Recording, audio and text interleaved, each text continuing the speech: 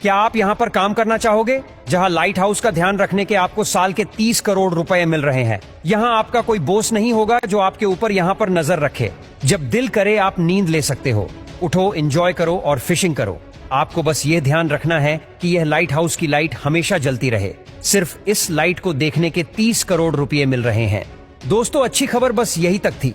बुरी खबर यहाँ से शुरू होती है कि यह नौकरी दुनिया की सबसे खतरनाक नौकरी है। इस लाइट हाउस का नाम है जुमेंट लाइट हाउस। यह समुंदर के बीचों बीच है। मैं यहाँ पर काम कर लूंगा ऐसा सोचने से पहले आप जरा इसे सुनो। यहाँ पर आपसे बात करने वाला कोई नहीं होगा। सबसे खतरनाक यह है कि इस एरिया में बहुत भयानक तूफान आते हैं। समुद्री लहरों के अंदर कई बार यह लाइट हाउस पूरा ढक जाता है। जान जाने का भी खतरा यहाँ रहेगा। अब जैसे आप इस तस्वीर को देखिए, यहाँ साफ देखा जा सकता है कि लाइट हाउस कैसी लहरों में घिरा है। इस नौकरी में आपकी जान तक जा सकती है। अब आप सोच रहे होंगे कि भला इस लाइट हाउस को बनाया ही क्यों गया? आखिर इसकी लाइट क्यों जलती रहनी चाहिए? इसके लिए आपको लाइट हाउस की शुरुआत कैसे हुई इसको जानना होगा। एक बार कैप्टन मैरिसियस, जो कि एक जाना माना सेलर था, वह अपने लकड़ी के जहाज पर जा रहा था। अंधेरा बहुत था और पानी के नीचे बड़ी बड़ी रोक्स भी थी जो कैप्टन मैरी को दिखी नहीं। फिर शिप में हॉल हो गया और वो उल्टी हो गई और इन्हें बहुत नुकसान भी हुआ। इसीलिए कैप्टन मैरिसियस ने सोचा कि इस प्रॉब्लम का सॉल्यूशन ढूंढना ही पड़ेगा। और इसके अलावा पुराने जमाने में नेविगेशन सबसे बड़ी प्रॉब्लम थी। पुराने सेलर्स को सूरज पर या सितारों पर डिपेंड रहना पड़ता था। अब एक दिन कैप्टन एलिस को प्रॉब्लम आ गई। अपने क्रू के साथ captain Ellis Pacific Ocean cross कर रहे थे। अचानक रात को काले बादल आ गए, तूफान आ गया और जब सुबह हुई तो खुले समुद्र में सारे क्रू समेत कैप्टन एलिस खो गए थे। कैप्टन एलिस का सारा क्रू भूखा प्यासा था। बहुत से क्रू मेंबर्स भूख की वजह से मर गए थे और बड़ी मुश्किल से कैप्टन को तब जमीन मिली थी।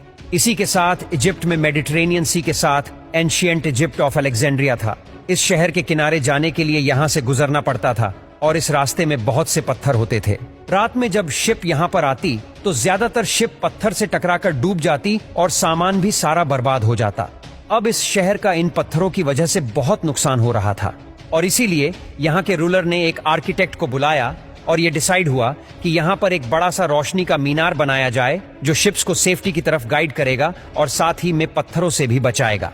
उन्हें यह नहीं पता था कि जो चीज यह बना रहे हैं वह इंजीनियरिंग की दुनिया का सबसे बड़ा इन्वेंशन होने वाला है। इस लाइट हाउस का नाम था द फेरोस ऑफ अलेक्जेंड्रिया।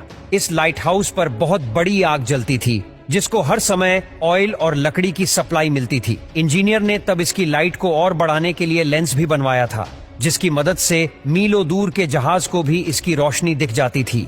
अब इस शहर में आने वाले सभी सेलर्स आराम से अपनी नाव लेकर यहाँ आ जा सकते थे। ये दुनिया का सबसे पहला लाइट हाउस था और यहीं से लाइट हाउस पूरी दुनिया में फैलने लग गए।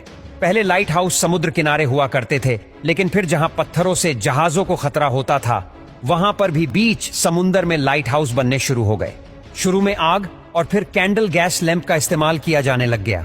इसके बाद इलेक्ट्रिसिटी की इन्वेंशन हुई और अब लाइट हाउस में आग की जगह बल्ब आ गए। इंजीनियर को तब पता चला कि अगर वो लेंस को और ज्यादा पतला करे तो लाइट और भी ज्यादा रिफ्लेक्ट होगी।